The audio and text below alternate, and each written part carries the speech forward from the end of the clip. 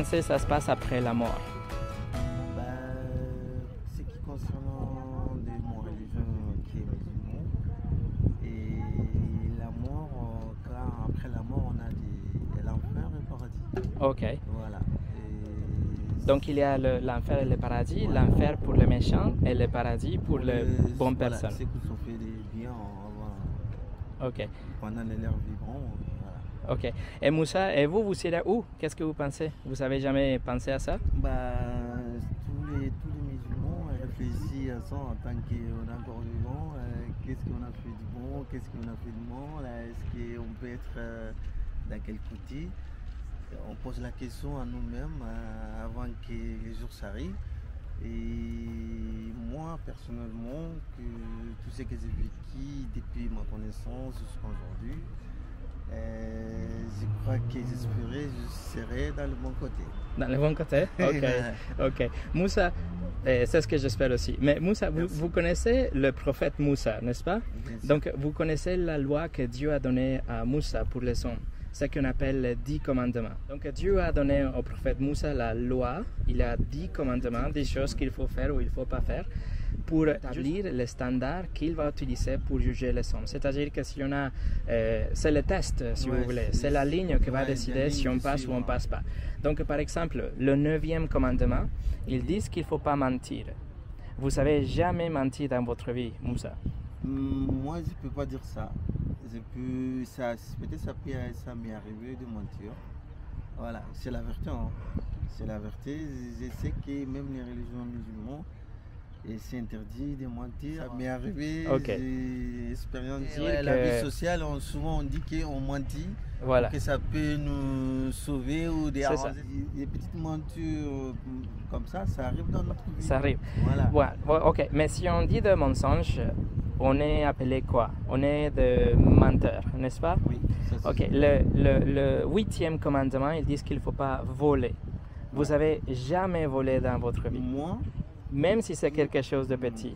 Même si vous avez téléchargé une chanson, par exemple, sans payer, même si vous avez pris le stylo. Télécharger chanson, moi je télécharge souvent les sites qui sont gratuits sur Internet. C'est qui est dans mon connaissance, je télécharge ça, voilà. la musique. Vous n'avez jamais arrivé tard au travail, ils vous payent pour 8 heures, mais vous avez travaillé que 7h45. Oui.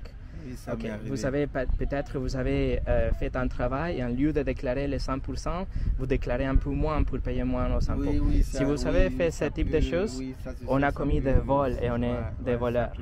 Ça peut la vérité, ça peut m'arriver. C'est ça. Et d'aller au travail, par exemple, si vous arrivez 10 minutes de retard alors que vous ne le dites pas. C'est ça. C'est ça. Donc ça nous arrive. Voilà. Oui. Voilà, donc ça c'est le 8e, on est des voleurs parce qu'on a volé dans notre vie. Le 7e, ils disent qu'il ne faut pas commettre de l'adultère. L'adultère, vous êtes marié? Oui. Vous êtes marié, ok. L'adultère, ça veut dire que vous allez coucher avec quelqu'un d'autre que ce n'est pas votre femme. Mais Jésus a dit que si on regarde une femme avec la convoitise, on a déjà commis de l'adultère dans notre cœur. Vous n'avez jamais fait ça? Ça vous est arrivé de regarder une femme et avoir des désirs charnels pour cette personne? Merci charnel, ça m'est arrivé de regarder une femme, mais pour arriver jusqu'à c'était nouveau. Je passe pas, mais ça m'est arrivé ce soir, je vois peut-être femme qui passe. Voilà, donc il y a une différence entre la beauté, reconnaître la beauté, mais si on commence à voir le désir, l'imagination, voilà. Ça c'est la convoitise charnelle et ça c'est de l'adultère dans notre cœur. Et donc, le 6e commandement, par exemple, ils disent la même chose, qu'il ne faut pas tuer. Mais si on a déjà eu la haine vers quelqu'un, si on a tué quelqu'un avec notre cœur, on est coupable déjà. Donc, si on a fait ça. Donc, vous voyez Moussa, vous pensez, nous pensons tous que nous sommes de bonnes personnes. Mais en fait, nous sommes des transgresseurs de la loi. On est des voleurs, on est des menteurs, on a commis de l'adultère dans notre cœur et même des meurtres dans notre cœur. Donc, si Dieu nous juge par rapport à son standard, que c'est la loi de Moussa, la loi de Moïse, vous pensez que vous serez coupable ou innocente? Et je peux dire qu'il y a certains côtés, je sais qu'il y a certains côtés, par exemple les mentures ou de voler souvent, que ça arrive dans notre vie. Par rapport au travail, on a dit on arrive à cette heure alors que c'était pas ça, c'est une vol. Et après ça, c'est les crimes rue et on dit que crime vraiment avec tout. Je comprends, c'est voilà. pas que vous avez volé la banque, c'est pas que vous avez tué une femme, c'est pas que vous avez commis des viols, je sais. Ça, Mais Dieu demande la perfection justement dans les paroles, dans les pensées et dans l'action. Et nous n'avons pas eu la perfection jusqu'à 25 ans jusqu'ici. Vous avez déjà transgressé la loi de Dieu à plusieurs reprises. Et si vous êtes devant lui et il vous demande la perfection, vous ne serez pas innocent, vous serez coupable. Vous voyez ce que je veux dire? Donc, ça c'est un grand problème parce que si vous pensez que vous êtes une bonne personne et vous pensez que vous allez aller au paradis, vous allez être vraiment déçu. Moi je pense parce que dans la vie on a fait des choses bien, on a fait des choses moins bien. Oui. Dans la vie, je sais que si on juge ce qu'on a fait de bien, ce qu'on a fait de mal, de mettre dans une balance, je sais que je serai dans une bonne côté parce que voilà, tout ce que mais je ne peux pas dire que je n'ai pas fait de mauvaises choses. Oui, ça, bien sûr, je comprends. Mais imaginez-vous que vous êtes devant le juge de Cannes et il vous trouve coupable d'avoir fait 10 choses qu'il ne fallait pas. Vous savez, voler la banque, vous savez tuer le garde, vous savez, je ne sais pas, voler une voiture, etc. Et vous dites, oui, mais monsieur juge, je n'ai pas volé 2 voitures, je n'ai pas volé le yacht, je n'ai pas fait des actes terroristes. Et en plus, j'ai fait aussi de bonnes choses. J'ai donné de l'argent aux pauvres, j'ai allé au EHPAD. Vous voyez, le juge, il ne va pas vous féliciter pour ça. Il doit punir le crime. Imaginez-vous combien de plus méchant ou plus sévère ça va être avec le Dieu de l'univers. Donc, beaucoup plus pire et sévère. Donc, on a un grand problème et c'est ce que j'ai voulu vous faire voir.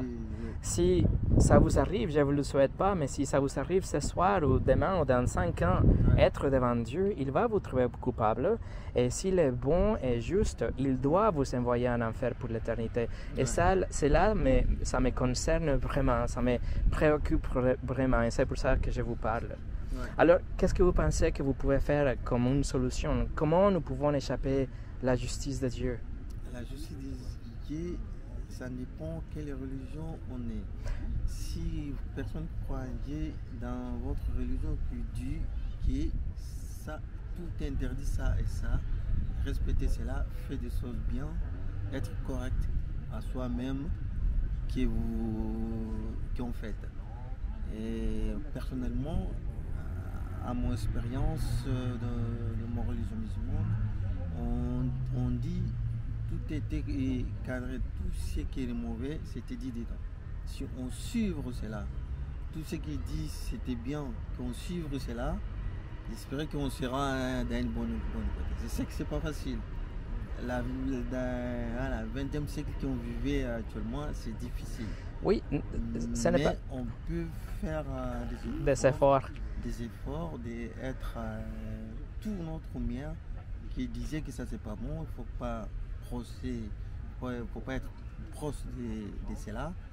On va être toujours sur tes côtés, de faire des choses bien, de ne pas voler, de ne pas mentir, de ne pas coucher avec une femme, de faire les prières correctement, et de ne pas boire l'alcool, de ne pas étudier. Tout ça c'est très bien Moussa, mais le problème c'est que nous avons déjà transgressé la loi de Dieu. Si vous commencez aujourd'hui à 0, on va dire, aujourd'hui vous faites un reset et vous commencez à 0, combien de temps vous allez tenir sans regarder une femme avec la convoitise? Combien de temps? Ça va être 10 minutes, ça va être une journée maximum. Vous savez pourquoi? Parce que nous avons une nature déjà pécheresse, nous avons en nous ce désir de transgresser la loi, d'aller contre le commandement de Dieu. Ce qu'il nous faut, je vais vous partager, ce qu'il nous faut, c'est quelqu'un qui va payer notre amende devant le juge. Vous êtes devant le juge de Cannes, vous devez payer 10 millions d'euros, et vous savez que 10 euros dans la poche, vous n'avez aucun moyen de payer, mais cette personne se met entre vous et le juge et dit « Moi, je paye pour Moussa parce que je l'aime, voici les 10 millions d'euros ». Si le juge regarde cette amende qui est déjà payée par quelqu'un d'autre, il peut vous laisser partir, vous voyez. Le juge est bon, le juge est juste parce qu'il vous laisse partir grâce à quelqu'un d'autre. C'est ce qui s'est passé avec l'histoire de Jésus. Vous connaissez l'histoire. Dieu a envoyé Jésus. Jésus il est venu sur la terre pour vivre une vie parfaite, la vie que nous, on était censés de vivre, sans aucun péché. Mais après d'avoir vécu 33 ans, il est mort sur la croix, justement pour payer votre amende. Vous avez transgressé la loi de Dieu, mais Jésus paye votre amende. Il n'est pas seulement, il a reçu en lui le châtiment qui était censé de tomber sur vous, l'enfer éternel qui doit tomber sur les pécheurs comme vous et comme moi, tombe sur Jésus, et le Dieu de l'univers, il peut nous laisser partir parce que quelqu'un a payé pour nous. Il vous donne sa vie de perfection aussi. Il y a cette grand échange, vous voyez. Donc, si vous croyez à ça, numéro 1, Dieu vous donne la vie éternelle comme un cadeau. Il ne faut pas penser ou il ne faut pas espérer à être bon avec Dieu un jour. Vous pouvez avoir l'assurance que vous serez pardonné aujourd'hui et vous serez avoir la vie éternelle parce que quelqu'un a payé pour vous, la personne de Jésus. Il est mort sur la croix et 3 jours après, il est ressuscité pour prouver qu'il était vraiment ce qu'il avait dit, le Messie, le Christ, celui qui était censé devenir pour sauver son peuple. Donc on doit croire en lui et la deuxième chose, il faut se repentir. Aujourd'hui, vous faites des choses, vous marchez de ce côté, vous faites des choses que vous savez qu'elles ne sont pas bonnes. Il faut se faire un demi-tour, 180 degrés exactement, et laisser tomber toutes ces choses et maintenant marcher vers Dieu. Et si vous faites ces deux choses, voici la chose la plus fantastique. Dieu dit qu'il vous fera naître de nouveau. Il va vous donner un nouveau cœur. Donc cette nature pécheresse que vous avez sera partie et remplacée par une nature qui va obéir à Dieu, qui veut honorer le commandement de Dieu. Vous allez pécher, oui, vous allez tomber, mais ça ne va pas être la même chose. Vous allez avoir une nouvelle nature qui décide de marcher en justice. Vous voyez? Donc Moussa, juste pour récapituler, si vous êtes mort comme un pécheur, Dieu doit vous donner justice, aller en enfer pour l'éternité. Mais si vous croyez en Jésus, c'est lui qui est mort et ressuscité pour vos péchés, et si vous avez la repentance, Dieu vous offre le cadeau de la vie éternelle. C'est un cadeau gratuit, il ne faut pas travailler, il faut juste croire. Vous savez que le prophète Mohammed, même lui, n'était pas sûr où il allait aller, s'il allait au paradis ou pas, il n'était pas sûr. Mais Dieu nous dit que nous pouvons être sûrs si on met notre confiance en Jésus-Christ. Alors je vous invite et je vous encourage vivement à penser dans ces choses parce qu'on ne sait pas quand ça va arriver le jour de notre mort. Vous savez le jour? Vous le savez vous? Non, moi non plus. C'est pour ça qu'on doit être prêt. Personne ici... François, merci du conseil. C'est pas un conseil, c'est la vérité que je vous partage parce que ça va vous sauver la vie et votre éternité. Ok, Moussa? Merci. Bon, je vous serre la main.